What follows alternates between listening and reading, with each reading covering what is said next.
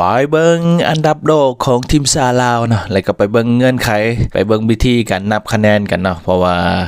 ทีมซาลาวเฮาก็ตกลงไปถึง4อันดับเนาะเป็นผลงานที่ตกต่ำเนาะตกจากอันดับที่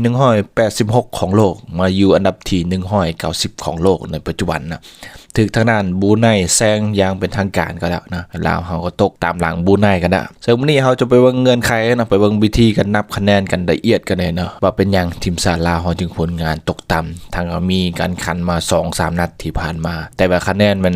เสียเนาะเฮ็ดให้คะแนนตกตามหลายนะเห็นให้ลุดอันดับโลกเป็นถึง4ขั้นนะมื้อนี้เราจะไปเบิ่งรายละเอียดถึง2ประเด็นนะเดี๋ยวไปเริ่มกันที่ประเด็นทมิตกันก่อนนะไปเบิ่งอันดับโลกของทีมซาลาวล่าสุดเนาะทางสหพันธ์บาเตะนานาชาติหรือว่าฟีฟ่าเพิ่นก็มีการประกาศอัปเดตอันดับโลกของทีมบาเตะทรายนะก็คือเพิ่นมีการประกาศอย่างเป็นทางการในวันที่3เมษายน2025ที่ผ่านมานะก็ปรากฏว่าทีมซาลาวเฮาอยู่อันดับที่190นะของโลกปัจจุบันนะมีคะแนนอยู่876.4 คะแนนนะอยู่อันดับที่41ของอาเซียนและกันอันดับที่10ของอาเซียนนะก็คือตกมา4อันดับนะจาก186ของโลกมาอยู่ที่190ของโลกนะก็ถือว่าถึกทางด้านบรูไนแซงแล้วนะพอบรูไนอยู่อันดับที่185ของโลกปัจจุบันนะก็คือผลตกมา1อันดับทางด้านบรูไนนะก็ถือผลงานดีกว่าทีมซาลาวเฮานะก็ถือเป็นครั้งประวัติศาสตร์นะก่อนหน้านี้ที่บรูไนเคยตกตำหลังทีมซาลาวเฮามาโดยตลอดซึ่งล่าสุดก็ถือบรูไนแซงกันนะถือบรูไนถือกัมพูชาแซงไปแล้วปัจจุบันนี้นะซึ่งว่าอันดับโลกของทีมซาลาวที่ว่าตกต่ำหลายที่สุดก็เกิดขึ้นในปี2012เนาะตกไปอันดับที่210ของโลกในตอนนั้นนะส่วนอันดับที่ดีที่สุดของทีมซาลาวที่เคยเฮ็ดได้ก็แม่นอยู่อันดับที่134ของโลกในปี1998นะก็ถือมีขึ้นมีลงแต่ว่าปัจจุบันแม่นเริ่มลงหลายเนาะเริ่มลงกันเรื่อยๆนะส่วนอันดับอื่นๆเนาะอันดับที่1ของอาเซียนก็ยังแม่นทีมชาติไทยนะอยู่อันดับที่199ของโลกและก็อยู่อันดับที่15ของทวีปอาเซียนนะอันดับที่2ของอาเซียนก็เป็นเวียดนามนะยับขึ้นมา5อันดับนะอยู่อันดับที่109ของโลกแล้วก็อยู่อันดับที่19ของอาเซียนนะส่วนว่าอันดับที่1ของโลกก็ยังเป็นทางด้านทีมชาติอาร์เจนตินานะมีคะแนนถึง 1,886 คะแนนที่2เป็นสเปนที่3เป็นฝรั่งที่4เป็นอังกฤษที่5เป็นบราซิลที่6เนเธอร์แลนด์หรือฮอลแลนด์นะที่7เป็นโปรตุเกสที่8เบลเยียมที่9อิตาลีและก็ที่10เป็นทีมชาติเยอรมันส่วนว่าที่1ของอาเซียนก็ยังแม่นทางด้านทีมชาติญี่ปุ่นนะอยู่อันดับที่15ของโลกอันดับที่2เป็นทางด้านทีมชาติอิหร่านนะอยู่อันดับที่18ของโลกที่3เป็นทีมชาติเกาหลีใต้อยู่อันดับที่3ของโลกนะนี่ก็เป็นบทสรุปคร่าวๆเนาะเกี่ยวกับอันดับโลกของ FIFA Ranking ประจำเดือนเมษายน2025นะซึ่งวันนี้เราจะไปเบิ่งวิธีคำนวณคะแนนของ FIFA Ranking นะหลายคนก็มีข้อสงสัยหลายเนาะว่าคะแนนผลนับกันจังได๋เนาะหลายคนก็ยังบ่ฮู้เนาะแอดก็ยังบ่ฮู้เด้อเดี๋ยวเรามาเบิ่งวิธีการนำคะแนนกันตืมเนาะซึ่งว่า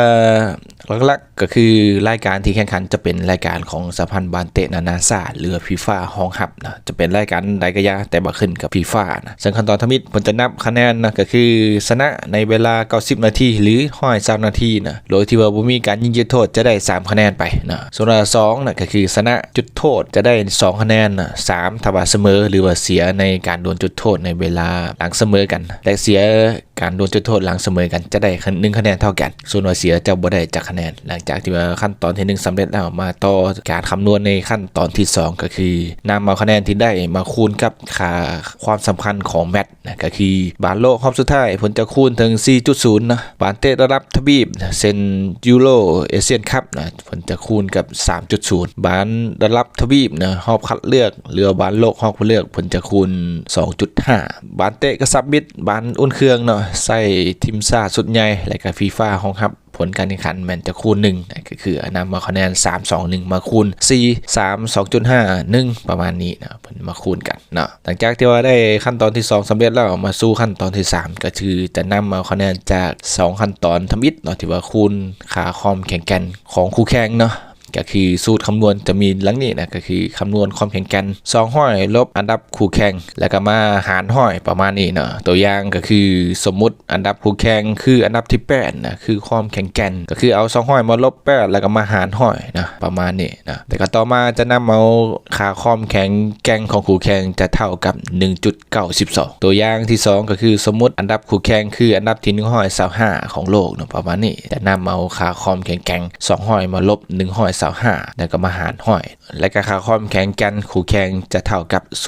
0.75 ก็คือดังตัวอย่างขนาดน่ะเพิ่นจะเอา2ห้อยมาลบ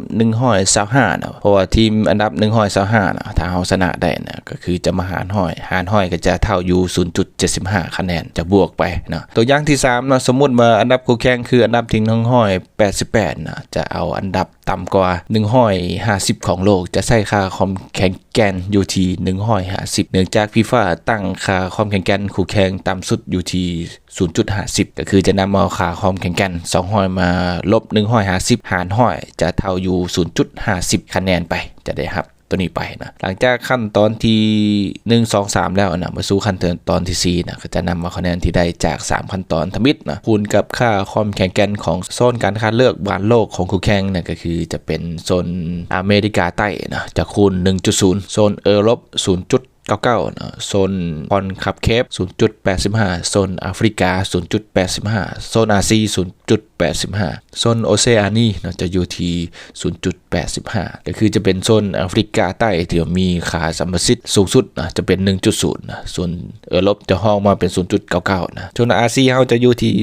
0.85 นะเป็นค่าความแข็งแกร่งของโซนเพิ่นนะมีการแข่งขันหลายทีมสูสีกันประมาณนี้นะถ้าว่าหากโซนเดียวกันเนาะจะคูณตามค่าความแข็งแกร่งของโซนนั้นถ้าคู่แข่งอยู่คนละโซนจะคิดค่าความแข็งแกร่งของโซนจากค่าเฉลี่ยนะยกตัวอย่างทีมจากอเมริกาใต้นะ 1.0 พบกับทางทีมจากโซนเอเรปจะเป็น 0.99 จะมีค่าความแข็งแกร่งของโซนเท่ากับ1บวก 0.99 หาร2จะเท่าอยู่ 0.995 นะหลังจากที่ว่าขั้นตอนที่1 2 3 4สำเร็จมาสู่ขั้นตอนที่5ขั้นตอนสุดท้ายให้นำเอาคะแนนจาก4ขั้นตอนทมิตรนะคูณกับห้อยนะก็ได้หลายอยู่เนาะทั้งหมดนี้ก็คือการวิธีคำนวณคะแนนของ FIFA Ranking ที่เอาไว้สำหรับการจัดอันดับโลกนะกีฬาบาสเตะประเภททรายของสหพันธ์บาสเตะนานาชาตินี่ก็เป็นการคำนวณคะแนนย่อๆเนาะก็ถือว่าหลายๆเนาะตัวอย่างว่าทีมใดได้3คะแนนจากรายการนั้นก็ถือว่ามาคูณห้อยก็ได้อยู่3ห้อยคะแนนเป็นอย่างที่ว่าทีมอาร์เจนตินาจึงมีคะแนนถึง1,000 ปลายเนาะเพิ่นจะมีการคิดได้กันแล้วนี่เนาะนี่ก็อาจจะเป็นข้อมูลที่ว่าสำคัญเลยล่ะเนาะในการไล่คะแนนนะผู้ใดมักกาฝากก็ได้ก็แชร์ให้แน่เนาะกด Subscribe นะสนับสนุนทีมงานเฮากันแน่นะหาข้อมูลใหม่ๆมาให้ตื่ม